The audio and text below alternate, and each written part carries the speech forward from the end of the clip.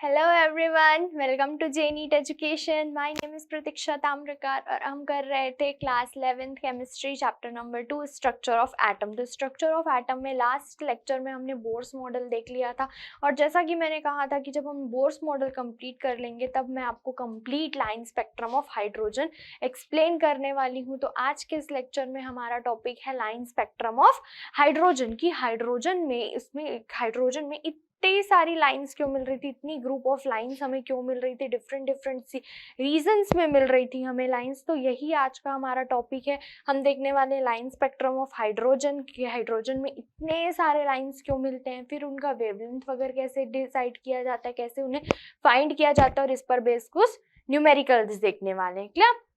तो चलिए स्टार्ट करते हैं आज का हमारा लेक्चर। तो लाइन स्पेक्ट्रम ऑफ हाइड्रोजन, तो जैसे कि आप सभी को पता होगा लाइन स्पेक्ट्रम ऑफ हाइड्रोजन कब मिलता है हमें, जब हम हाइड्रोजन गैस को एक डिस्चार्ज ट्यूब में लेकर उसमें इलेक्ट्रिक डिस्चार्ज करते हैं और उससे निकलने वाली बीम को पास किया जाता है किसके थ्रू, स्लिट से होते हुए प्रिज्म पर डाला जाता है, उस पर स्ट्राइक किया जाता है। तो फोटोग्राफिक प्लेट्स पर हमें कुछ डिफरेंट लाइन्स शो होती है, वो भी लार्ज नंबर में लाइन शो होती है। ऐसा है हाइड्रोजन, उसमें तो सिर्फ एक ही इलेक्ट्रॉन है लेकिन फिर भी यहाँ पर हमें बहुत सारी लाइंस शो होती है लार्ज नंबर्स में। और ये जो हमें लाइंस मिलती हैं, ये लाइंस भी डिफरेंट ग्रुप्स में बनी हुई होती है, ग्रुपिंग में होती हैं ये लाइंस। ठीक, तो इस तरह के हमारे पास 5 ग्रुप्स थे, 5 ग्रुप्स मिले थे हमें, Lyman, Balmer, Paschen, Brackett and Pfund मिले थे। ये सारे नाम्स इनके किसके बेस पर दिए गए, जिन्होंने भी इनकी डिस्कवरी की थी, जिन्होंने भी ये लाइंस को डिस्कवर किया था, उनके नाम के अकॉर्डिंग ये नाम, उनके नाम पर ही इन जो सीरीज मिलते गई थी हमें उनका नाम रखते गए थे। तो हमें इतने सारे लाइंस क्यों मिल रहे हैं यहाँ पे हाइड्रोजन, तो ये मात्र एक हाइड्रोजन एटम, उस हाइड्रोजन एटम में सिर्फ एक इलेक्ट्रॉन, सिर्फ एक हाइड्रोजन एटम में सिर्फ एक इलेक्ट्रॉन प्रेजेंट है। ओके, तो all the atoms of hydrogen contain only 1 electron. तो हाइड्रोजन एटम में क्या है, सिर्फ एक इलेक्ट्रॉन है और consist of a large number of lines which have been grouped into 5 series. तो यहाँ पर हाइड्रोजन एटम जो हम जानते हैं उसमें सिर्फ एक ही इलेक्ट्रॉन होता है, फिर भी ये हाइड्रोजन एटम इतनी सारी लाइंस हमें देता है। टोटल 5 ग्रुप्स होते हैं वहां लाइंस के, कौन कौन से, Lyman, Balmer, Paschen, Brackett and Pfund होते हैं। तो any given sample of hydrogen gas, तो अब यहाँ पर हम एक्सप्लेन करना स्टार्ट करते हैं कि क्यों इतनी सारी वहां पर लाइंस मिलती हैं। तो जब भी हम कोई सैंपल लेते हैं हाइड्रोजन गैस का, तो ऐसा तो होगा नहीं कि आप एक ही हाइड्रोजन एटम वहां पर चूज करोगे, आप चूज कर भी नहीं सकते एक हाइड्रोजन एटम वहां, क्योंकि वो इतना स्मॉल पार्टिकल्स होते हैं वहां पे, इतने छोटे छोटे से होते हैं वो। तो हम क्या करते हैं, गैस ले लेते हैं, हाइड्रोजन गैस ले लेते हैं, तो वहां पर हाइड्रोजन गैस के मॉलिक्यूल्स होते हैं। जब हम उन मॉलिक्यूल्स को हीट करते हैं या उनको इलेक्ट्रिक डिस्चार्ज के थ्रू एनर्जी दी जाती है, तो वहां पर जो हाइड्रोजन मॉलिक्यूल होता है वो सबसे पहले किसमें डिसोसिएट हो जाता है, किसमें ब्रेक हो जाता है, हाइड्रोजन एटम्स में। क्लियर? तो जब भी हम कोई अमाउंट लेते हैं, उस हाइड्रोजन गैस को लेते हैं, तो हाइड्रोजन गैस में बहुत सारे हाइड्रोजन मॉलिक्यूल्स प्रेजेंट होते हैं। तो इन हाइड्रोजन मॉलिक्यूल्स में क्या होता है, यहाँ पर जो इनका बॉन्ड होता है, जब आप इनको हीट देते हैं वो ब्रेक हो जाता है और ये मॉलिक्यूल्स किस में कन्वर्ट हो जाते हैं, हाइड्रोजन एटम में कन्वर्ट हो जाते हैं। क्लियर? तो any given sample of hydrogen gas contains a large number of molecules when such a sample heated to a high temperature or an electric discharge, the hydrogen molecules split into hydrogen atom. तो यहाँ तक की बात आपको समझ आई कि hydrogen gas लेंगे हम, उसको हीट करेंगे, तो हीट करने से जो हाइड्रोजन के मॉलिक्यूल्स होंगे वो किस में स्प्लिट हो जाते हैं, हाइड्रोजन एटम्स में स्प्लिट हो जाते हैं। अब एटम्स में स्प्लिट हो गए तो क्या हुआ, देखते हैं। The electrons in different hydrogen atom absorb different amount of energies and are excited to different energy levels। ठीक, तो यहाँ पर डिफरेंट मतलब हाइड्रोजन एटम बहुत सारे हैं, ठीक, बहुत सारे यहाँ पर हाइड्रोजन एटम है। तो जब हम एनर्जी देंगे तो वो भी कुछ एनर्जी अब्सॉर्ब करेंगे। हो सकता है कोई हाइड्रोजन एटम ज्यादा एनर्जी अब्सॉर्ब करे, कोई हाइड्रोजन एटम कम एनर्जी अब्सॉर्ब करे, या हो सकता है कोई बहुत ज्यादा कर ले, कोई बहुत कम कर ले, कोई करे ही ना। ठीक, तो ऐसे बहुत सारी पॉसिबिलिटीज है हमारे पास कि कोई जो हाइड्रोजन एटम होंगे वो ज्यादा एनर्जी अब्सॉर्ब कर लेंगे, कई जो होंगे वो बहुत कम करेंगे, या कई जो होंगे ठीक है, एवरेज एब्जॉर्ब करनी है। मतलब कहने का मतलब ये है, यहाँ मैं ये कहना चाह रही हूँ कि यहाँ जो डिफरेंट हाइड्रोजन एटम्स प्रेजेंट हैं वो different hydrogen atoms different amount में एनर्जी एब्जॉर्ब करते हैं। ऐसा नहीं होता कि सारे हाइड्रोजन एटम्स है तो सारे को आपने हीट किया तो सभी एक जैसा सेम अमाउंट ऑफ एनर्जी को अब्जॉर्ब कर रहे हैं, ऐसा नहीं हो रहा वहाँ पे। यहाँ पर क्या हो रहा है कि जो डिफरेंट हाइड्रोजन एटम्स है, जो हाइड्रोजन एटम्स बहुत सारे हैं, तो वो डिफरेंट अमाउंट्स के एनर्जी को अब्जॉर्ब कर रहे हैं। कुछ हाइड्रोजन एटम हो सकता है वो ज्यादा एनर्जी अब्जॉर्ब कर लेगा, कुछ कम करेगा, कुछ बहुत ही कम करेगा। इस टाइप से डिफरेंट अमाउंट में यहाँ पर एनर्जी का एब्जॉर्प्शन हो रहा है। तो हमने बोर्स मॉडल में पढ़ा था कि when we supply energy, electrons absorb the energy and jumps into higher energy level. क्या तो हमने ये चीज पढ़ी थी, फिफ्थ पोस्टुलेट में देखा था ना कि जब भी इलेक्ट्रॉन जो होता है वो बाहर से सोर्स से क्या करता है कि जब एनर्जी एब्जॉर्ब कर लेता है तो एब्जॉर्ब करके वो कहाँ जंप करने लगता है, हायर एनर्जी लेवल्स में जंप करने लगता है। तो यहाँ पर भी जब ये इलेक्ट्रॉन्स जो है हाइड्रोजन एटम के जो इलेक्ट्रॉन्स है वो भी एनर्जी एब्जॉर्ब कर, हाइड्रोजन एटम एब्जॉर्ब कर रहा है मतलब उसका जो इलेक्ट्रॉन है वही एनर्जी एब्जॉर्ब कर रहा है ना।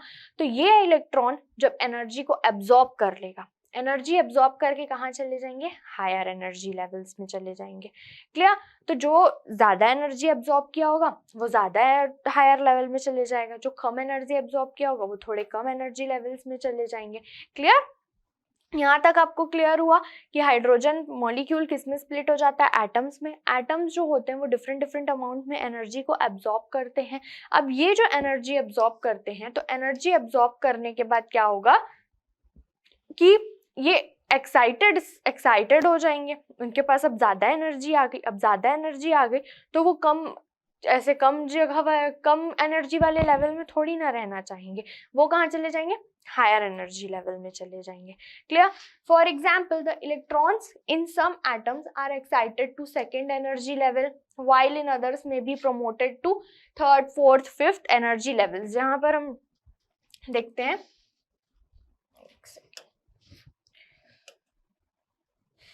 कल हमने देखा था, आपको याद होगा, एनर्जी लेवल्स का डायग्राम देखा था। ये फर्स्ट एनर्जी लेवल, ये सेकेंड, थर्ड, फोर्थ, ये ऐसे करके डिफरेंट एनर्जी लेवल्स थे। तो पहले इलेक्ट्रॉन इस फर्स्ट एनर्जी लेवल में रहा होगा क्योंकि ये के शेल को रिप्रेजेंट करता है। फर्स्ट एनर्जी लेवल मतलब के shell. Second L M N O P, ये हमारे डिफरेंट एनर्जी लेवल्स हैं। ठीक है, तो ये जो इलेक्ट्रॉन सबसे शुरू कहाँ रहा होगा, के में रहा होगा। ठीक है, ग्राउंड स्टेट में वो कहाँ रहा होगा, अपने न्यूक्लियस के क्लोजेस्ट शेल में रहा होगा। एक ही इलेक्ट्रॉन है हाइड्रोजन में, तो वो सबसे पहले कहाँ रहा होगा, इस के शेल में। जैसे ही आपने क्या किया, इस इलेक्ट्रॉन को एनर्जी दी, ये क्या करेगा, अगर ज्यादा एक्साइट होता है तो ज्यादा एक्साइट होके बहुत दूर चले जाएगा, अगर कम एक्साइट हो रहा है तो सिर्फ एल शेल में जाएगा, अगर थोड़ा और अच्छे से एनर्जी अब्सॉर्ब किया तो इतना। मतलब इसके डिफरेंट पॉसिबिलिटीज हैं डिफरेंट एनर्जी लेवल्स में जाने की। वो किसके अकॉर्डिंग होगा, एनर्जी के अकॉर्डिंग। अगर ज्यादा एनर्जी अब्सॉर्ब करेगा तो ज्यादा हायर लेवल में चले जाएगा, कम करेगा तो कम में जाएगा, मीडियम थोड़ा ही करेगा तो ठीक है, इनमें से किसी में भी चले जाएगा, एल एम एन ओ किसी में भी जा सकता है। ठीक, तो यहाँ पे आपको समझ आ रहा है कि क्या हो रहा है कि इलेक्ट्रॉन्स जो हैं वो एनर्जी एब्जॉर्ब कर रहे हैं और एब्जॉर्ब करके हायर एनर्जी लेवल्स में चले जा रहे हैं। क्लियर? इतना क्लियर है आपको? अब एब्जॉर्ब करने के बाद क्या हो रहा है यहाँ पर, अब एब्जॉर्ब करने के बाद ये जो इलेक्ट्रॉन्स होते हैं वो हायर एनर्जी लेवल मतलब उनके एक्साइटेड स्टेट में ज्यादा देर नहीं रह पाते वहां, क्योंकि इनकी लाइफ टाइम वहां पर इतना ज्यादा नहीं रहती। ठीक है, तो यहाँ पर दिए third, fourth energy levels and so on. Since the life time of electron in this excited state is very small, तो यहाँ पर जो हायर एनर्जी स्टेट्स हैं उस हायर एनर्जी स्टेट में जो इलेक्ट्रॉन्स हैं उनकी लाइफ टाइम ज्यादा देर तक नहीं रहती है। ठीक है, आप ही अपने घर से कहीं बाहर घूमने जाओगे तो बाहर घूमने जाते हैं हम, तो जहां भी आप जाते हो आपको ऐसा लगता है कि अब आप अपने घर वापस आ जाओ। ठीक है, वहां पे मजा आ रहा है, सब हो रहा है, ठीक है, बट ऐसा हमें लगता है कि हम अपने घर में ही ज्यादा अच्छे से, ज्यादा कंफर्ट से रह पा रहे थे। ठीक, मुझे तो ऐसा ही लगता है कि अगर मैं घूमने चले भी जाती हूँ तो ठीक है, वहां 2-4 दिन रुके, ठीक है, बट हमेशा के लिए तो मैं वहां नहीं रुक सकती ना। अगर मैं जहां भी घूमने गई हूँ वहां पे मैं नहीं रुक सकती उतना ज्यादा, हमेशा के लिए तो नहीं रुक सकती, मुझे अपने घर तो वापस आना ही है ना। तो वैसे ही ये जो इलेक्ट्रॉन्स होते हैं, इलेक्ट्रॉन्स जिस स्टेट में पहले होते हैं, यानी जो इनका ग्राउंड स्टेट होता है वो इनका घर होता है। और जब इनके पास एनर्जी आ जाती है, जैसे कि मेरे पास अच्छे सारे पैसे आ गए, तो पैसे आ गए तो मैं हो सकता है कहीं दूसरी जगह घूमने चले जाऊंगी, ठीक, लेकिन घूमने जाऊंगी वहां तो मैं वहां कब तक रह सकती हूँ, जब तक मेरे पास वो पैसे रहेंगे। फिर मैं ये सोचूंगी कि इन पैसों के खत्म होने के पहले ही मैं क्या करूँ, अपने घर वापस आ जाओ। तो वैसे ही जैसे मैं वहां ज्यादा दिन तक नहीं रह सकती थी, मेरा लाइफ टाइम वहां पर ज्यादा नहीं था, क्यों, क्योंकि जितना मेरे पास पैसे होते उतने मैं सरवाइव कर पाती उतने दिन वहां, और उसके बाद जो पैसे बच रहे थे मेरे पास, जो भी बचे हुए होते थोड़े दिन में, तो मैं उनको क्या करती कि इतने बचे, अब इतने से मैं अपने घर वापस आ जाती हूँ। ठीक, तो ऐसे ही ये इलेक्ट्रॉन्स के लिए जो इनका ग्राउंड स्टेट होता है, जहां पर ये इनिशियली प्रेजेंट होते हैं, वो इनका घर होता है। अब एनर्जी आ गई, मतलब जैसे मेरे पास पैसे आ गए तो वैसे उनके पास एनर्जी एब्जॉर्ब कर लिया उन्होंने, एनर्जी एब्जॉर्ब करके वो कहाँ चले गए, हायर स्टेट में चले गए। हायर स्टेट मतलब जैसे मैं घूमने चले गई थी बाहर दूसरे जगह, ठीक है, तो वैसे ही ये कहाँ चले गए, हायर एनर्जी स्टेट में चले गए। अब हायर एनर्जी स्टेट में जाके इनकी लाइफ टाइम वहां ज्यादा नहीं होती, जैसे कि मैं ज्यादा दिन बाहर नहीं रह सकती घर से, ठीक, मैं बोर हो जाऊंगी बाहर रहूंगी तो, ठीक, कितने ही दिन रहेंगे वहां अकेले, ठीक है।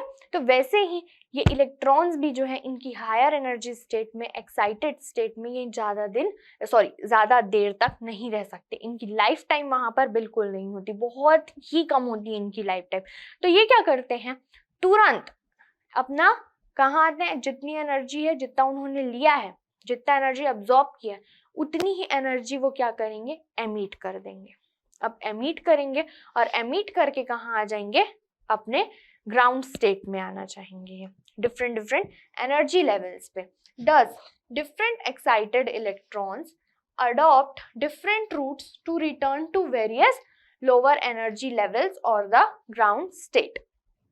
ठीक, तो हम लोग कहाँ पे पहुंचे थे इसमें, हाँ यहाँ पे था ना, since the life time of electron in this excited state is very small, they return to some lower energy level or even to the ground state in one or more jumps। तो यहाँ पर अब ये electron भी क्या करेंगे, ये electron चले तो गए हैं हायर एनर्जी लेवल में, एक्साइटेड स्टेट में चले तो गए हैं, बट वहां पे ये ज्यादा देर नहीं रह सकते, दिन तो धोखे से निकल गया, ज्यादा देर वहां वो रुक ही नहीं सकते। तो वो क्या करते हैं, या तो वो अपने ग्राउंड स्टेट में आ जाते हैं, या वो किसी लोअर एनर्जी लेवल्स में जंप कर जाते हैं।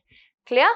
तो यहाँ पर ये जो इलेक्ट्रॉन चले गया है, वो हायर एनर्जी लेवल में चले गया है, वो क्या करेगा, डिफरेंट रूट्स को फॉलो करके ये लोअर एनर्जी लेवल में आ सकता है, या फिर अपने ग्राउंड स्टेट में वापस आ सकता है। जैसे सपोज ये हमने देख लिया था, सपोज कि एक जो इलेक्ट्रॉन है वो, ये हमारा फर्स्ट एनर्जी लेवल, ये सेकंड, थर्ड, ये फोर्थ एनर्जी लेवल। ठीक, तो हमारा जो इलेक्ट्रॉन है के, एल, एम और ये एन, वो एनर्जी एब्जॉर्ब करके कहाँ पहुंच गया है, फोर्थ एनर्जी लेवल में। ठीक, वो कहाँ पर है, n इज इक्वल्स टू 4 में है। अब लेकिन ये इलेक्ट्रॉन यहाँ पर ज्यादा देर नहीं रुक सकता, उसकी लाइफ टाइम ही नहीं है यहाँ पर ज्यादा, तो वो क्या कर सकता है कि वो डायरेक्ट जितना एनर्जी उसने एब्जॉर्ब किया उतने कोई एमिट करके वो तुरंत n इज इक्वल्स टू 4 से कहाँ आ सकता है, n इज इक्वल्स टू 1 में, मतलब अपने ग्राउंड स्टेट में आ सकता है। ये एक पाथ हो गया उसके वापस लौटने का। या वो कैसे कर सकता है, पहले वो 3 वाले में आ सकता है, ये क्या n is equals to 1, n is equals to 2, n is equals to 3 और n इज इक्वल्स टू 4। ये एनर्जी लेवल्स हमने बोर्स मॉडल में देख लिया था, ठीक है ना। तो यहाँ पर एक तो ये पाथ हो गया इसका, ये इसका फर्स्ट पाथ हो गया आने का, वापस घर आने का, उसके वापस अपने ग्राउंड स्टेट में आने का। या ये कर सकता है कि पहले ये जो इलेक्ट्रॉन है वो किसी लोअर एनर्जी लेवल n से, जो 3 है वो लोअर है n के 4 के कंपैरिजन में, ठीक, यहाँ आ जाएगा। यहाँ से हो सकता है वो यहाँ वापस आ जाए, या ये हो गया उसका सेकेंड रूट, या ये हो सकता है कि वो इलेक्ट्रॉन जो है वो पहले यहाँ आ जाए फिर यहाँ से इधर आ जाए। ठीक। तो इस तरह से ये जो इलेक्ट्रॉन्स हायर एनर्जी लेवल्स में जाते हैं, वो उनके लोअर एनर्जी लेवल्स में आने के, ग्राउंड स्टेट में आने के डिफरेंट डिफरेंट रूट्स होते हैं। या तो वो पहले सीधा जहां n=4 से सीधे ही लोअर ग्राउंड स्टेट में आ सकता है, या वो क्या कर सकता है, पहले अपने लोअर एनर्जी लेवल में चल जाए, फिर लोअर एनर्जी लेवल से वो अपने ग्राउंड स्टेट में आ जाए, या वो अपने किसी दूसरे जैसे n=2 लोअर एनर्जी लेवल में चले गया, उसके बाद वहां से जंप करके वो किसी तीसरे किसी फिर ग्राउंड स्टेट में आएगा। तो इस तरह से किसी इलेक्ट्रॉन का जो एनर्जी एब्जॉर्ब करके हायर एनर्जी स्टेट में चले गया है, एक्साइटेड स्टेट में चले गया, उसके लोअर एनर्जी लेवल्स में आने के या ग्राउंड स्टेट में आने के डिफरेंट डिफरेंट रूट्स होते हैं। क्लियर? ये रूट्स आपको समझ आए कि वो कैसे कैसे आ सकता है। तो does different excited electrons adopt different routes to return to various, एक सेकेंड, हम लोग कहा थे, हाँ, डज डिफरेंट एक्साइटेड इलेक्ट्रॉन, तो एक ही इलेक्ट्रॉन तो एक्साइट नहीं हुआ ना, वहां पे बहुत सारे एटम्स थे, तो बहुत सारे एटम्स तो बहुत सारे इलेक्ट्रॉन होंगे, और वो बहुत सारे इलेक्ट्रॉन्स जो होंगे वो डिफरेंट डिफरेंट एनर्जी लेवल्स, मतलब डिफरेंट डिफरेंट एक्साइटेड स्टेट में हो सकता है एक में भी गए हो, लेकिन इतने सारे ने अलग अलग अमाउंट में एनर्जी एब्जॉर्ब की हो सकता है कोई n=4 में गया हो, कोई n=3 में, या कोई n=7 में चले गया हो। ठीक है, तो उनके जब वापस आते हैं, जो अपनी एनर्जी को एमिट करके जब वो वापस आते हैं, अपने घर आते हैं, अपने ग्राउंड स्टेट में आते हैं, तो उनके वापस आने का रूट्स डिफरेंट डिफरेंट हो सकता है। बहुत सारे रूट्स तो उनके वापस आने के, डायरेक्ट 1 में आ सकते हैं, या पहले अपने लोअर में चले गए, फिर लोअर से ग्राउंड स्टेट में आए। ठीक, तो does different excited electrons adopt different routes to return to various lower energy levels और द ग्राउंड स्टेट। ठीक है, तो यहाँ पर इलेक्ट्रॉन्स जो हैं, वो जो इलेक्ट्रॉन्स है वो क्या कर सकते हैं, वो different different energy levels, different different lower energy levels और ग्राउंड स्टेट में वापस आ सकते हैं। As a result they emit different amount of energies and thus produce a large number of lines in the atomic spectra। तो इस वजह से जब वो डिफरेंट डिफरेंट एनर्जी लेवल्स में आएंगे तो डिफरेंट डिफरेंट अमाउंट में एनर्जी रिलीज भी करेंगे, एमिट भी करेंगे। जैसे एक इलेक्ट्रॉन यहाँ है n=4, अब वो यहाँ आएगा तो यहाँ से यहाँ आने में उसको ज्यादा एनर्जी एमिट करेगा ना, वो जितना यहाँ पर एब्जॉर्ब किया वो उतना पूरी कर देगा एमिट। तो यहाँ पर जो हमको लाइन शो होगी, यहाँ पर जो हमें स्पेक्ट्रम शो होगा वो डिफरेंट होगा। कोई जो आया n=3 में आ गया तो वो डिफरेंट अमाउंट में एनर्जी रिलीज करेगा। तो ये जो इलेक्ट्रॉन्स जो होते हैं वो हायर एनर्जी लेवल से जब different different lower energy levels में आते हैं तो डिफरेंट डिफरेंट अमाउंट में एनर्जी भी रिलीज करते हैं। ठीक, बोर का 5वां पोस्टुलेट क्या था कि जब हम इलेक्ट्रॉन को एनर्जी देते हैं तो वो इलेक्ट्रॉन एब्जॉर्ब करके हायर एनर्जी लेवल में चले जाते हैं, बट वही इलेक्ट्रॉन वहां ज्यादा देर तक नहीं रह सकते। वो क्या करते हैं, तुरंत एनर्जी एमिट करते हैं और वो कहाँ आ जाते हैं, लोअर स्टेट में, ग्राउंड स्टेट में आ जाते हैं। तो इसी तरह ये इलेक्ट्रॉन्स भी जो डिफरेंट डिफरेंट अमाउंट में एनर्जी एब्जॉर्ब की वो क्या करेंगे, चले तो जाएंगे लेकिन वापस आने के लिए डिफरेंट डिफरेंट रूट्स है। तो जिस रूट को वो फॉलो करेंगे उस रूट के अकॉर्डिंग वो क्या करेंगे, एनर्जी को एमिट करेंगे। और ये जो इलेक्ट्रॉन्स होंगे वो डिफरेंट डिफरेंट अमाउंट में एनर्जी एमिट करेंगे, और ये इतने सारे इलेक्ट्रॉन्स है तो इतना एनर्जी एमिट होगा जिसकी वजह से हमें इतनी सारी लाइंस, मतलब आपने पिछले बार देखा था ना वो इमेज, अभी मैं दिखाऊंगी आपको, जिसकी वजह से हमें बहुत सारी लाइंस मिलने वाली है। ठीक, ये इस तरह से इतना सारा हमें लाइंस मिलता है जो ये डिफरेंट डिफरेंट ग्रुप्स में ये बटे हुए हैं। क्लियर? तो आपको इतना समझ आया कि यहाँ पर ये होता क्यों है, क्योंकि जो हम हाइड्रोजन गैस लेते हैं उसमें बहुत सारे मॉलिक्यूल्स होते हैं। मॉलिक्यूल्स को जब हीट देते हैं वो एटम में कन्वर्ट हो जाते हैं। एटम्स में जो इलेक्ट्रॉन होते हैं वो एनर्जी एब्जॉर्ब करके हायर एनर्जी लेवल में चले जाते हैं, लेकिन हायर एनर्जी लेवल में उनकी लाइफ टाइम ज़्यादा नहीं होती। लाइफ टाइम ज़्यादा नहीं होती इसलिए वो क्या करते हैं, लोअर एनर्जी स्टेट में वापस आना चाहते हैं, लेकिन उनके रूट्स डिफरेंट डिफरेंट हो सकते हैं। वो डायरेक्ट भी आ सकते हैं या फिर वो पहले किसी, ये जैसे यहाँ पर ये डायरेक्ट भी आ सकते हैं, या हो सकता है कि यहाँ पर वो पहले इस लेवल से यहाँ आ जाए, इस लेवल से यहाँ आ जाए, फिर यहाँ से यहाँ, या यहाँ से डायरेक्ट यहाँ। तो इस तरह से उनके वापस आने का रूट भी डिफरेंट डिफरेंट होता है। और जब इलेक्ट्रॉन एक्साइटेड स्टेट से लोअर स्टेट में आता है तो वो एनर्जी को रिलीज करता है, और जब ये एनर्जी डिफरेंट डिफरेंट अमाउंट में ये रिलीज करता है, जितना ज़्यादा डिस्टेंस होगा उतनी ज़्यादा, यानी जितने ऊपर से आएगा वो उतना ज़्यादा अमाउंट में एनर्जी को रिलीज करेगा। ठीक है। तो ये डिफरेंट डिफरेंट अमाउंट में एनर्जी रिलीज होती है वहां पर, और जिसकी वजह से हमें बहुत सारी लाइंस मिलती हैं हमें लाइन हाइड्रोजन स्पेक्ट्रम में, जिनके डिफरेंट डिफरेंट ग्रुप्स भी होते हैं। ठीक, अब देखते हैं कि मैंने आपको बताया था कि ये जो लाइंस मिलती हैं हमें वो उनके 5 ग्रुप्स होते हैं, उनके 5 सीरीज होते हैं। फर्स्ट सीरीज कौन सा होता है? Lyman, then Balmer, Paschen, Brackett and Pfund. तो अब ये सीरीज हमें मिलती कब है? यहाँ देखिए, when electron jumps from energy level higher than n is equals to 1, that is 2, 3, 4, 5 and so on, the group to the n is equals to 1 energy level, the group of lines produced is called Lyman series. तो यहाँ पर क्या बोल रहे हैं कि जो electron jump करके कहाँ चले गए? हायर एनर्जी लेवल में चले गए हैं। वो कहाँ आ रहे हैं? सीधे वो कहाँ आ रहे हैं? Different different n is equals to 1 में आ रहे हैं। मतलब जो इतने सारे आपको ये सीरीज दिख रहे हैं, इतने सारे आपको ये एनर्जी लेवल्स दिख रहे हैं, तो इलेक्ट्रॉन जो कि जंप करके बहुत सारे एनर्जी लेवल्स में जा चुके हैं, तो ये डिफरेंट डिफरेंट एनर्जी लेवल से जब इलेक्ट्रॉन डायरेक्ट जंप करके कहाँ आते हैं? फर्स्ट एनर्जी लेवल पर। ठीक, इलेक्ट्रॉन्स क्या कर रहे हैं? Electrons different different energy level से, हो सकता है वो 2 से जंप करके आ रहा हो, 3 से, 4 से, 5 से, 6 से, 7 से, वो जंप करके कहाँ आ रहे हो? फर्स्ट एनर्जी लेवल पे। तो जब इलेक्ट्रॉन्स डिफरेंट एनर्जी लेवल से जंप करके कहाँ आते हैं? फर्स्ट एनर्जी लेवल पर। ठीक, तो उस समय जो हमें उस टाइम पर जब ऐसा होता है, तो उस समय जो हमें सीरीज मिलती है उसको हम क्या बोलते हैं? Lyman series. ठीक है, और ये किस रीजन में मिलती है? हमें अल्ट्रावायलेट रीजन में मिलती है। क्लियर? तो हमें लाइमन सीरीज कब मिलती है? जब electron different different energy level से जंप करके कहाँ आते हैं? फर्स्ट एनर्जी लेवल पर, n इज इक्वल्स टू 1 पर। देखते हैं फिर से definition. When the electron jumps from energy level higher than n is equals to 1, that is n is equals to 2, 3, 4, 5 to n is equals to 1. इसे ऐसे ही लिखा जाता है कि when electron jumps from higher energy level to n is equals to 1. ठीक, when electron jumps from higher energy level to first energy level. okay, different different higher energy levels, lower energy तो हमारा n is equals to 1 ही है ना, ground state हमारा। तो जब different different electrons जो हैं, जो डिफरेंट डिफरेंट एनर्जी लेवल्स में, वो डायरेक्ट कहाँ आ रहे हैं?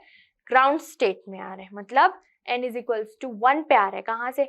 2 से आ सकते हैं, 3 से आ सकते हैं, 4, 5, 6, इन्फिनिटी, कितने भी कहीं से भी आए, लेकिन वो फर्स्ट लेवल पे आ रहे हैं, तो उनको हम क्या बोलेंगे? लाइमन सीरीज बोला जाएगा। क्लियर है? यहाँ देखिए, ये n इज इक्वल्स टू 2 से एक लाइन दिख रही होगी आपको, 3 से भी वो कहाँ आ रहा है? डायरेक्ट 1 में। 4 से देखिए, ये रहा 4 से भी वो डायरेक्ट किस में आ रहा है? ये रहा 4 से भी वो डायरेक्ट किस में आ रहा है? यहाँ 1 में आ रहा है। 5 से देखिए, डायरेक्ट वो कहाँ आ रहा है? 1 में। 6 से भी, 7 से भी एंड इन्फिनाइट से भी। तो ये सारे जो इलेक्ट्रॉन्स हैं वो हायर एनर्जी लेवल से जंप करके कहाँ आ रहे हैं? n इज इक्वल्स टू 1 पे, मतलब first energy level, lower energy level, हमारे ग्राउंड स्टेट में आ रहे हैं। तो जब इलेक्ट्रॉन्स हायर एनर्जी लेवल से कहाँ आते हैं? ग्राउंड स्टेट में आते हैं, n इज इक्वल्स टू 1 में आते हैं, तब इन्हें क्या बोला जाता है? लाइमन सीरीज बोला जाता है। और ये किस रीजन में आते हैं? अल्ट्रावायलेट रीजन में। Okay, clear? तो ये तो आपको क्लियर हो गया लाइमन सीरीज। अब बामर सीरीज देख लेते हैं। सो व्हाट इज, ओके, तो similarly the group of lines produced when electron jumps from third, fourth, fifth or any higher energy level to second energy level is called Balmer series. तो जो group lines का जब कब produce होती हैं? जब electrons different different higher energy level से कहाँ आते हैं? सेकेंड एनर्जी लेवल्स पे आते हैं। तो जिससे हमें जो लाइंस मिलती हैं, देखिए यहाँ डिफरेंट हायर एनर्जी लेवल से कहाँ आ रहे हैं इलेक्ट्रॉन? सेकेंड लेवल पे आ रहे हैं। ठीक, n इज इक्वल्स टू 2 पर आते हैं, तो इसको हम क्या बोलते हैं? बामर सीरीज बोलते हैं। तो जब इलेक्ट्रॉन हायर एनर्जी लेवल से n is equals to 2 level पर आते हैं, तो हम वहाँ जो लाइन प्रोड्यूस होती हैं, बहुत सारी लाइंस मिलती हैं, उनको हम बोलते हैं बामर सीरीज बोला जाता है। और ये किस रीजन में मिलता है? ये हमें मिलता है विजिबल रीजन में। और इस सीरीज का, हमें किसी भी सीरीज बोले तो उस सीरीज का फर्स्ट लाइन आप किधर से देखना शुरू करेंगे? इधर से। तो यहाँ जो n इज इक्वल्स टू 3 से 2 में आ रही है, उस सीरीज, उस लाइन का क्या नाम होता है पता है आपको? उस लाइन का नाम होता है H अल्फा। ठीक, जो फर्स्ट लाइन है बामर सीरीज की, जो 3 से कहाँ आ रही है? 2 में आने पर हमें मिल रही है लाइन, उस लाइन को हम क्या बोलते हैं, H अल्फा। जब लाइट इलेक्ट्रॉन जो है वो कहाँ आ रहा है, 4 से 2 में आ रहा है, तो इस समय हमें जो लाइन मिल रही है सेकेंड लाइन होगी ये बामर सीरीज की, और इसका नाम होता है H बीटा। इसी तरह जो ये थर्ड लाइन है कहाँ से मिल रही है, n इज इक्वल्स टू 5 टू n इज इक्वल्स टू 2 पर आने पर इसका नाम है H गामा, और ये वाली जो फोर्थ लाइन है इसका नाम होता है H डेल्टा। तो इस तरह से हमारे पास जो बामर सीरीज है, जब इलेक्ट्रॉन्स हायर एनर्जी लेवल से जंप करके n इज इक्वल्स टू 2 पर आते हैं तो हमें डिफरेंट लाइंस मिलती हैं, और उन लाइंस को बोला जाता है बामर सीरीज। बामर सीरीज के जो फर्स्ट लाइन होती है वो कौन सी, n इज इक्वल्स टू 3 से जब हम 2 पे आते हैं जंप करके तो वो फर्स्ट लाइन होती है, और फर्स्ट लाइन का नाम क्या है, H अल्फा, सेकेंड का H बीटा, थर्ड का H गामा और फोर्थ का H डेल्टा। क्लियर? किस रीजन में मिलती है, विजिबल रीजन में मिलती है। नेक्स्ट देखते हैं पास्टन सीरीज। तो पास्टन सीरीज का क्या है कि जब इलेक्ट्रॉन डिफरेंट लेवल से जंप करके कहाँ आती है, n इज इक्वल्स टू 3 पर। जैसे यहाँ देखिए इन्फिनिटी से 3 पर आ रही है, 6 से यहाँ, 4 से यहाँ, 5 से 3 में, ये कौन से है, 6 है, 6 से 3 में। तो जब इलेक्ट्रॉन्स जो होते हैं वो डिफरेंट लेवल से, हायर एनर्जी लेवल से जंप करके कहाँ पर आते हैं, जंप करके वो आते हैं 3 पर, n इज इक्वल्स टू 3 सब पर। तो यहाँ पर जो हमें लाइंस मिलती हैं, जब इलेक्ट्रॉन्स थर्ड एनर्जी लेवल पर आते हैं तो हमें जो लाइंस मिलती हैं उसको क्या बोलते हैं हम, पास्टन सीरीज। और ये किस रीजन में आता है, नियर इंफ्रारेड रीजन में। उसी तरह ब्रैकेट सीरीज, ब्रैकेट में क्या हो जाएगा, लाइंस कहाँ पे, इलेक्ट्रॉन्स कहाँ आएंगे, हायर लेवल से जंप करके 4 पर, फोर्थ एनर्जी लेवल पर, और ये भी किस रीजन में होता है, फार इंफ्रारेड रीजन में। पास्टन में क्या होगा कि जो इलेक्ट्रॉन्स होंगे हायर एनर्जी लेवल के वो जंप करके कहाँ आएंगे, n is equals to 5th पे, तो वो कौन सी सीरीज हो जाएगी, फुंड सीरीज हो जाएगी, और इसका जो रीजन है वो क्या है, फार इंफ्रारेड है। क्लियर? ये देखिए, ठीक, तो ये डेफिनेशंस है। तो Paschen series is obtained by electronic jumps from 4th, 5th और any higher energy level to 3rd energy level. Similarly, bracket series resulted from the electronic transition from 4th, 5th and higher energy level to 4th energy level, and fund में क्या आ जाएगा, जो higher energy level से वो कहाँ आ जाएंगे, higher energy level से आ जाएंगे वो 5th एनर्जी लेवल पर। इन सारे एनर्जी लेवल्स के अलावा हमारे पास एक और एनर्जी लेवल भी होता है। कौन सा होता है, इसका नाम होता है हम्फ्री, HUMPHREY, हम्फ्री सीरीज। तो ये जो हम्फ्री सीरीज है, ये सीरीज कब आती है, जब इलेक्ट्रॉन्स हायर एनर्जी लेवल से कहाँ पर आते हैं, n इज इक्वल्स टू 6 पर, तब हमें ये हम्फ्री सीरीज मिलती, और ये भी इंफ्रारेड रीजन में होती। तो आई होप आपको ये सीरीज क्लियर हो गई होंगी कि हमें कब लाइमन सीरीज मिलेगी, जब इलेक्ट्रॉन्स फर्स्ट एनर्जी लेवल पे आएंगे। जब electrons different energy, higher energy level से जंप करके 2 सीरीज में आएंगे, n इज इक्वल्स टू 2 में, तब हमें कौन सी सीरीज मिलेगी, बामर सीरीज। जब इलेक्ट्रॉन डिफरेंट एनर्जी लेवल से, हायर एनर्जी लेवल से 3 में आएंगे तो Paschen, n is equals to 4 में आएंगे तो Brackett, n is equals to 5 में आएंगे तो फुंड, और एक नई सीरीज हम्फ्री सीरीज। ठीक, जब electrons different higher energy level से जंप करके कहाँ आने वाले हैं, 6 में आने वाले हैं। क्लियर? इतना क्लियर हो गया आपको। अब यहाँ पर जब इलेक्ट्रॉन्स जो है, ये इलेक्ट्रॉन्स जो जंप करके different energy, higher energy level से जंप करके लोअर एनर्जी लेवल्स पे आ रहे हैं, ग्राउंड स्टेट पर आ रहे हैं, तो ये कुछ एनर्जी एब्जॉर्ब करी होगी, उसको ये एमिट करेंगे। तो जितनी एनर्जी एब्जॉर्ब या एमिट की है उसको निकालने का भी बोर्स मॉडल में एक फॉर्मूला दिया हुआ था। क्या फॉर्मूला था वो, चलिए देखते हैं।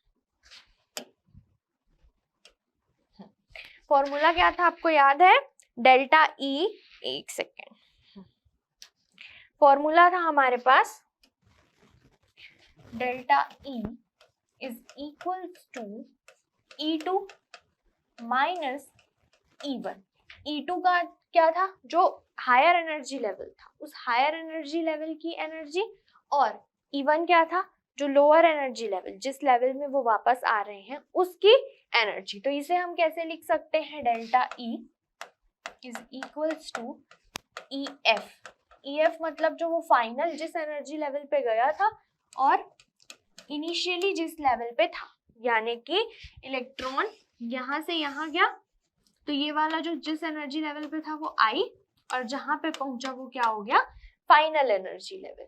ठीक है, तो अब यहाँ पर जितना उन लोग एब्जॉर्ब करते हैं उतना ही उन लोग एमिट भी कर देते हैं। ठीक है, और जितना एब्जॉर्ब और एमिट करते हैं वो कैसे निकालते हैं, हम दोनों जिस एनर्जी लेवल के डिफरेंस से निकाल लेते हैं, जहाँ पे वो पहले था, मतलब ग्राउंड स्टेट से जिस हायर स्टेट में जा रहे हैं, उन दोनों के एनर्जी लेवल्स की एनर्जी का सब्सट्रैक्शन करके, या जो सपोज इलेक्ट्रॉन यहाँ है, यहाँ से वो किसी दूसरे एनर्जी लेवल में आ जा रहा है, तो ये वाली एनर्जी लेवल सपोज E4 है, ये एनर्जी लेवल E3 है, तो इन दोनों एनर्जी लेवल का एनर्जीज को आप माइनस कर देंगे तो आपको यहाँ पता चल जाएगा कि ये कितनी एनर्जी यहाँ पर एमिट हुई है जब इलेक्ट्रॉन E4 से E3 में आया। तो इसके लिए एक फॉर्मूला निकाल लेते हैं हम। तो ये इसके EF की वैल्यू क्या होती है, मतलब इलेक्ट्रॉन की एनर्जी लेवल्स की एनर्जी का फॉर्मूला हमने देखा था ना, En इज इक्वल्स टू क्या था, माइनस क्या था फॉर्मूला, 1/n²। ये फॉर्मूला था हमारे पास, और यहाँ सामने में क्या था, RH माइनस RH 1/n²। तो यहाँ पर ये फाइनल है, तो यहाँ पे हम माइनस RH 1/nF² फाइनल, मतलब जिस एनर्जी लेवल में वो गया, माइनस RH 1/ni²। ठीक है, इसको ठीक, तो delta E is equals to क्या हो जाएगा, ठीक, तो माइनस RH को कॉमन ले लीजिए, माइनस RH को कॉमन ले लेंगे तो क्या आ जाएगा, यहाँ पर क्या बचेगा, 1/ या माइनस को रहने दीजिए, एक सेकेंड, इसे सिंप्लीफाई करके लिखिए, delta E is equals to minus RH 1/nF², ये माइनस प्लस होके RH 1/ni²। ni means initially वो जिस लेवल पे था। Delta E is equals to RH common ले लीजिए, तो RH कॉमन, तो यहाँ पर मैं ni को पहले लिख दूं, ni का स्क्वायर माइनस nF²। ठीक, फिर ये कैसे हो जाता है, RH की वैल्यू रख दीजिए, RH की वैल्यू कितनी होती है, 2.18 इंटू 10⁻⁻⁻19 जूल, ये होती है इसकी वैल्यू, ni का स्क्वायर माइनस 1/nF²। ठीक, ये हो गया। अब इससे एसोसिएटेड अगर हमको क्या निकालनी, फ्रीक्वेंसी निकालनी है, तो E इज इक्वल्स टू क्या होता है, h न्यू होता है, तो यहाँ पर delta E is equals to h nu, तो nu is equals to frequency is equals to क्या हो जाएगा, डेल्टा E अपॉन h हो जाएगा। तो डेल्टा E की वैल्यू ये हमारे पास है, तो न्यू निकल जाएगा, न्यू इज इक्वल्स टू कितना हो जाएगा, 2.18 into 10⁻⁻19 joule 1/ni² minus 1/nF²। ठीक, यहाँ h अपॉन h है, तो h की वैल्यू कितनी होती है, h की वैल्यू होती है हमारे पास 10⁻⁻19 जूल, और h की वैल्यू कितनी होती है हमारे पास 6.626 इंटू 10⁻⁻34 जूल सेकेंड, ये होती है हमारे पास h प्लांक कांस्टेंट की वैल्यू। और ये सिमिलरली वैसे ही उतरते चले जाएगा, ये जूल जूल कट गया तो क्या बचा सेकेंड, और इसको आप सॉल्व करेंगे तो आपके पास आंसर आएगा, इसको सॉल्व करने के बाद 3.29 इंटू 10⁻15। ठीक, 3.29 into 10⁻15 second inverse 1/ni² minus 1/nF²। अब ये फ्रीक्वेंसी निकल गई, अब हम इसको निकाल लेते हैं वेव लेंथ, वेव नंबर के टर्म्स में, in terms of wave number. तो वेव नंबर के टर्म्स में क्या हो जाएगा, हम लोग जानते हैं क्या कि c is equals to nu lambda होता है। ठीक, तो यहाँ पर wave number c is equals to nu lambda, तो 1/λ इज इक्वल्स टू क्या हो जाएगा,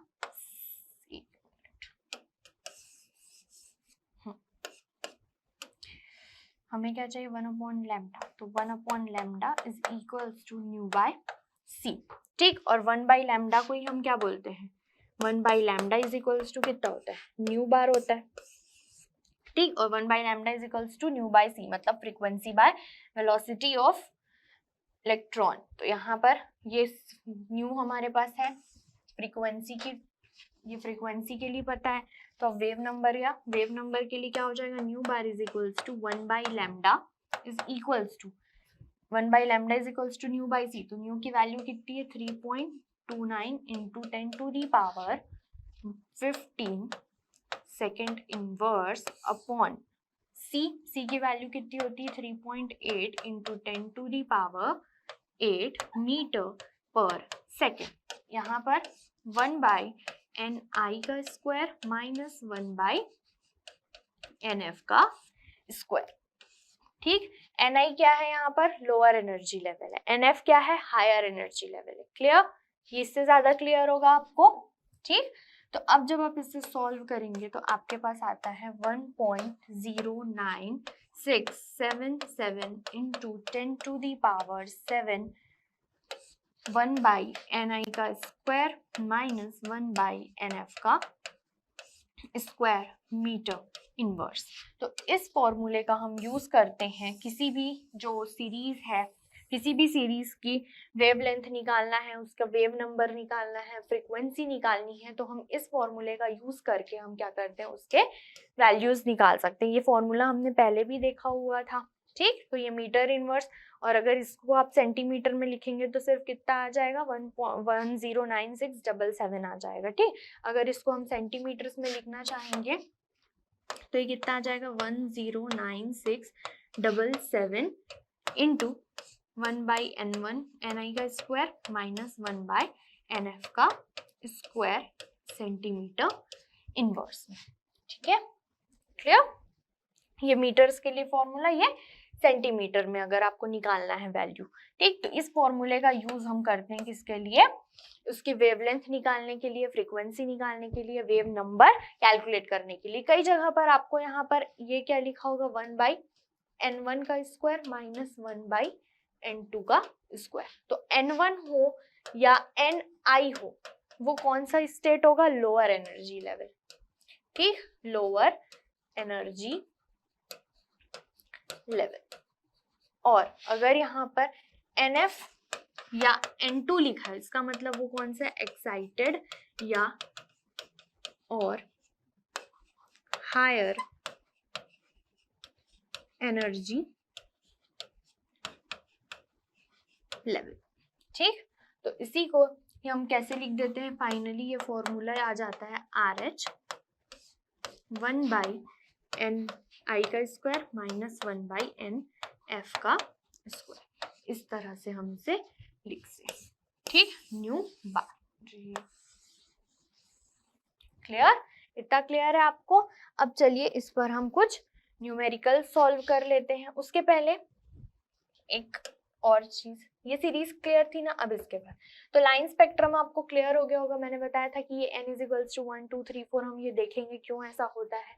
तो यहाँ पर जो लाइमन सीरीज होती है, लाइमन सीरीज के लिए n1 1 होता है, क्योंकि लाइमन सीरीज कब आती है, जब इलेक्ट्रॉन्स डिफरेंट एनर्जी लेवल से फर्स्ट एनर्जी लेवल पे आते हैं। हायर एनर्जी लेवल कुछ भी हो सकती, बामर के लिए 2, पास्टन, ब्रैकेट, फुंडी। अब आपको समझ आ गया होगा क्यों हम इनके लिए n1 जो है या n1, इसको हम, मैंने बताया ना, n1 या ni दोनों बोलते हैं, और n2 को f भी वहां पर लिख सकता है, क्योंकि यहाँ पर जो डिफरेंट एनर्जी इलेक्ट्रॉन्स जो हायर लेवल से कहाँ आते हैं, 1 में, अगर 2 में आते हैं तो बामर, 3 में आते हैं तो पास्टन, 4 में आए तो ब्रैकेट, 5th में आए तो फुंड। क्लियर। तो अगर हाइड्रोजन लाइक स्पीशीज है, क्योंकि बोर जो फॉर्मूला था, बोर मॉडल जो था, वो हाइड्रोजन और हाइड्रोजन लाइक स्पीशीज के लिए ही था। तो अगर हमारे पास हाइड्रोजन लाइक स्पीशीज है तो उनके लिए फॉर्मूला कन्वर्ट हो जाएगा न्यू RH, यहाँ पर H आएगा 1/n1 square minus 1/n2 square into Z square, जहाँ पर Z क्या है, एटॉमिक नंबर है। क्लियर। तो अब हम देखते हैं, अब हम इस पे बेस्ड कुछ न्यूमेरिकल्स देख लेते हैं, जिससे आपको ये फॉर्मूले में कैसे वैल्यूज रखनी है, कैसे उन्हें सॉल्व करना है, ये आपको बहुत अच्छे से क्लियर हो जाएगा, ठीक। चलिए क्वेश्चन रीड कीजिए। In a hydrogen atom an electron jumps from 3rd orbit to the first orbit. Find out the frequency of the spectral line. ठीक, तो आपको यहाँ पर क्या गिवन है? Okay. क्या बोल रहे हैं? An electron jumps from third orbit to first orbit. ये रहा n is equals to 3, ये रहा n is equals to 1. Third orbit से कहाँ जंप कर रहा है? फर्स्ट ऑर्बिट में कर रहा है. ठीक, तो यहाँ पर फॉर्मूला तो हमें वही यूज करना है, फ्रीक्वेंसी निकालना है, मतलब किसकी वैल्यू निकालनी है? न्यू की वैल्यू निकालनी है. तो यहाँ पर देखिए ये क्या था? उसका एक्साइटेड स्टेट था, तो यहाँ पर ये क्या हो जाएगा? NF. तो NF इज इक्वल्स टू क्या हो जाएगा? 3 एक्साइटेड स्टेट. ठीक, और NI जो क्या होता है? Lower state. तो NI इज इक्वल्स टू क्या हो जाएगा? 1. ठीक, या अगर आप इसे 1 और 2 के फॉर्म में लेना चाहते हैं तो N2 जो होता है वो ऑलवेज ग्रेटर देन N1. मतलब N2 जो होता है वो किसकी वैल्यू होती है? हायर एनर्जी स्टेट की. और N1 जो होता है वो लोअर एनर्जी स्टेट. तो N इज इक्वल्स टू 3 और N इज इक्वल्स टू 1 में हायर एनर्जी लेवल कौन सा है? थर्ड. तो हायर एनर्जी लेवल तो NF या N2 इनकी वैल्यू कितनी आ जाएगी? 3. और लोअर एनर्जी लेवल या N1 कौन है? 1. तो इसकी वैल्यू 1. तो चलिए अब फॉर्मूला अप्लाई करते हैं. तो nu bar is equals to क्या होता है? 1096777 इंटू 1 बाई NI का स्क्वायर माइनस 1 बाई NF का स्क्वायर. यहाँ पर कौन सा एटम दिया? हाइड्रोजन एटम है, तो हाइड्रोजन एटम के लिए उसका एटॉमिक नंबर 1, तो यहाँ पर Z वाला यूज नहीं करेंगे. तो 1096777 मैंने ये सेंटीमीटर्स में यूज किया है, सेंटीमीटर वाला फॉर्मूला. NI कितना है हमारे पास? 1 का स्क्वायर माइनस NF 3 का. तो 1096777 ये कितना हो जाएगा? 1 बाई 1 1 बाई 9. तो ये 1096777 LCM 9 और इधर 9 माइनस 1 8. तो ये आ जाएगा 1096777 8 बाई 9. तो ये आ गया हमारा न्यू बार. किसमें? सेंटीमीटर इनवर्स में आ गया. इसको आप मीटर में भी चेंज कर सकते हैं. तो यहाँ पर ये न्यू बार की वैल्यू निकल गई. अब nu bar is equals to क्या होता है? Nu bar is equals to होता है 1 अपॉन लैम्डा. ओके, तो लैम्डा इज इक्वल्स टू क्या हो जाएगा? 1 अपॉन न्यू बार. तो lambda is equals to 1 upon nu bar. Nu bar की वैल्यू कितनी आई है हमारे पास? 1096777 इंटू 8 और ये 9 कहाँ चले जाएगा? यहाँ ऊपर में.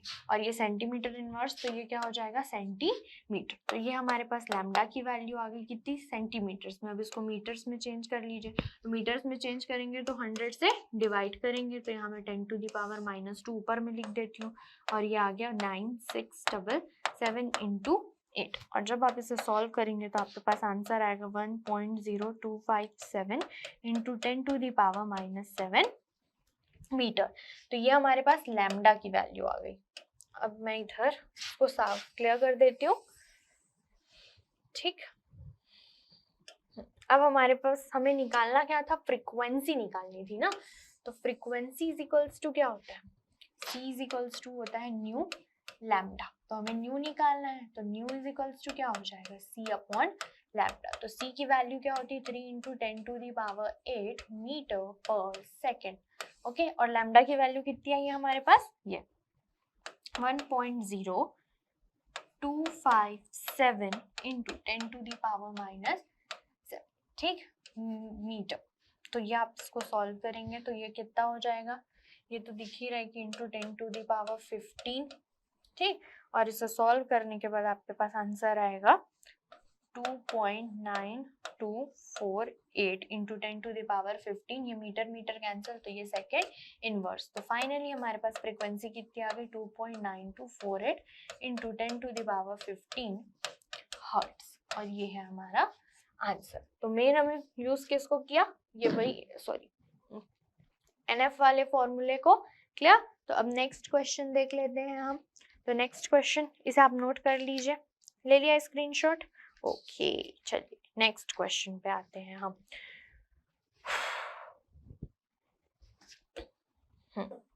The wavelength of the first line in the Balmer series is 656 nanometre. Okay, first line कौन सी होगी? फर्स्ट लाइन मैंने बताया था जब इलेक्ट्रॉन n=3 से 2 में आता है, तो वो फर्स्ट लाइन होती है बामर सीरीज की. ठीक, if is 656 nanometre. Calculate the wavelength of the second line and the limiting line in the Balmer series. तो अब सेकेंड लाइन तो आपको पता है, अब ये लिमिटिंग लाइन क्या होती है? लिमिटिंग लाइन मतलब जब इलेक्ट्रॉन कहाँ से आए? इन्फिनाइट से आए, मतलब बहुत ज्यादा हायर एनर्जी लेवल से हमको नहीं पता कहाँ से आ रहा है. तो लिमिटिंग लाइन मतलब जब उसके लिए n2 की वैल्यू, बामर सीरीज यानी n1 कितना होने वाला है? n1 की वैल्यू 2 या ni की वैल्यू कितनी होगी? 2. जो लोअर स्टेट होगा, ग्राउंड स्टेट होगा, उसकी वैल्यू तो 2. हम एक इसके लिए कैलकुलेट करना है सेकेंड लाइन के लिए. सेकेंड लाइन सबसे पहले क्या दिया है? हाँ, सेकेंड लाइन के लिए करना. तो सेकेंड लाइन के लिए क्या हो जाएगा? NF 3 से आना शुरू होती तो 3 और ये 4. और लिमिटिंग लाइन मतलब जब NF की वैल्यू जो वो इंफिनिटी हो जाए, मतलब जो इलेक्ट्रॉन है वो बहुत ज्यादा हायर एनर्जी लेवल से कहाँ आ रहा हो? सेकेंड एनर्जी लेवल पर. तो चलिए इसे सॉल्व करते हैं. ये हो गया था. अब देखिए क्या दिया हुआ है हमारे पास कि जो फर्स्ट लाइन है, फर्स्ट लाइन उसके लिए क्या दिया हुआ था हमारे पास? वेवलेंथ दिया था क्या? क्या दिया था? बामर सीरीज इज, हाँ, wavelength of the first line 656 nanometre. First line जो है, फर्स्ट लाइन कहाँ से आएगी? ये हमारा n=2.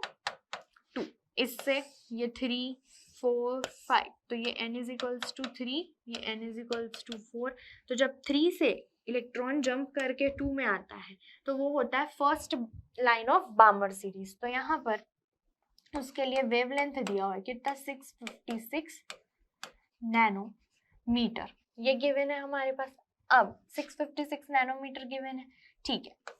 अब इससे क्या हो सकता है? तो इससे पहले सबसे पहले फॉर्मूला लिख लेते हैं. तो फॉर्मूला क्या होता है? न्यू बार और 1/λ is equals to r 1/ni का स्क्वायर माइनस 1/nf का स्क्वायर. ओके, यहाँ पे ये r ही रहता है. सॉरी, मैंने वो RH बोल दिया था वहां पे जब मैं आपको वो स्लाइड्स में फॉर्मूला बता रही थी. तो ये r. ओके, तो ये 1/λ for first line. First line के लिए वेवलेंथ कितना? 656. तो ये r को r ही रहने दीजिए. इसके लिए फर्स्ट लाइन के लिए इनिशियल स्टेट या ग्राउंड स्टेट कौन सा था? 2. फाइनल स्टेट या एक्साइटेड स्टेट कौन सा था? 3. फर्स्ट लाइन के लिए इलेक्ट्रॉन कहाँ से आ रहा है? हायर एनर्जी लेवल 3 से लोअर एनर्जी लेवल 2 पे. तो Ni क्या होता है? Lower energy level. NF क्या होता है? Higher energy level. तो Ni कितना हो गया? 2 का स्क्वायर माइनस 1/3 का स्क्वायर. तो R इज 1/656 R 1/4 माइनस 1/9. ठीक, तो 1/656 इज इक्वल्स टू R. ये कितना हो जाएगा? इसका एलसीएम आ जाएगा हमारे पास 36, यहाँ पर 9 माइनस 4. तो ये आ गया 1/656 इज इक्वल्स टू 5R/36. ये हो गया इक्वेशन नंबर 1. अब आपको क्या पूछा था? सेकेंड पूछा था wavelength of second line of बामर series. ये आपको पूछा था wavelength of second line. Second line कब आएगी? जब इलेक्ट्रॉन n=4 से कहाँ आता है? n=2 में. तो ये हमारे बामर सीरीज की फर्स्ट लाइन और ये होती है क्या? सेकेंड लाइन होती है. क्लियर? तो Ni कितनी हो जाएगी इसके लिए? Ni तो 2 ही रहेगी. NF higher energy level second के लिए 4. ओके, तो इसके लिए 1/λ इज इक्वल्स टू R 1/2 का स्क्वायर माइनस 1/4 का स्क्वायर. तो यहाँ 1/λ इज इक्वल्स टू R कितना हो जाएगा? 1/4 माइनस 1/16. इसका एलसीएम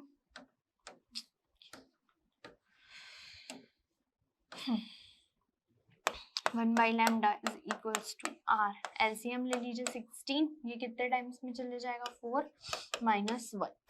तो 1/λ इज इक्वल्स टू 3R/16. 16 ये दे दिए इक्वेशन नंबर 2। तो जो इक्वेशन नंबर 1 था उससे इक्वेशन नंबर 2 को डिवाइड कर दीजिए। तो इक्वेशन नंबर 1 क्या था, 1/656 upon 1 lambda is equals to कितना आया था वहां 5r बाय कितना था 5r/36 5r/36 upon question 2 3r/16। तो ये कितना हो जाएगा लैम्डा बाय 656 और 5r/36 इंटू 16/3r। तो ये आर कैंसिल, ठीक। तो लैम्डा इज इक्वल्स टू हमारे पास क्या आ जाएगा 5 इंटू 16 इंटू 656 इंटू 36 इंटू 3, ठीक।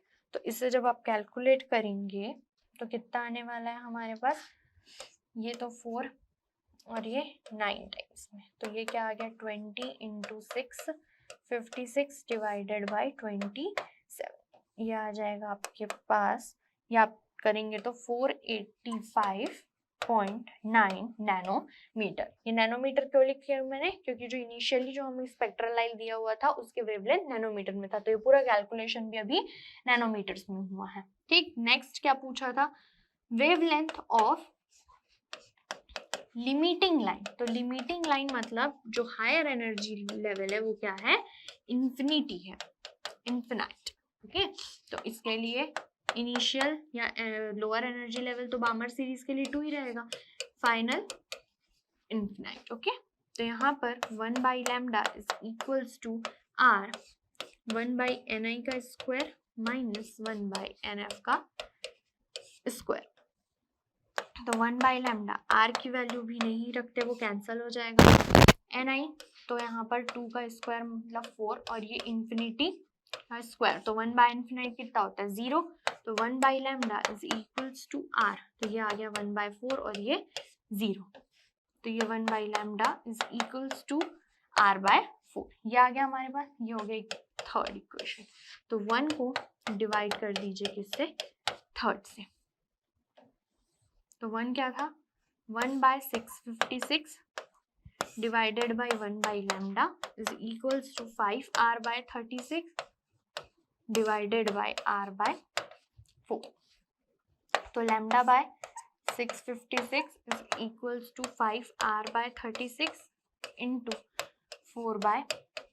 तो ये आर कैंसर, 4 1 जा 4 9 जा, तो lambda is equals to 656 into 5 divided by 9। तो इसे आप सॉल्व करिएगा, आप सॉल्व करेंगे तो आपको मिलेगा 364.4 नैनोमीटर। तो इस तरह से आपको हाइड्रोजन स्पेक्ट्रम के लिए जो न्यूमेरिकल्स दिए होंगे उन्हें आपको सॉल्व करना है। तो आज के वीडियो लेक्चर में इतना ही। आई होप आपको ये लेक्चर समझ आया होगा, हाइड्रोजन स्पेक्ट्रम समझ आया होगा, उनके न्यूमेरिकल्स भी आपको क्लियर हो गए होंगे।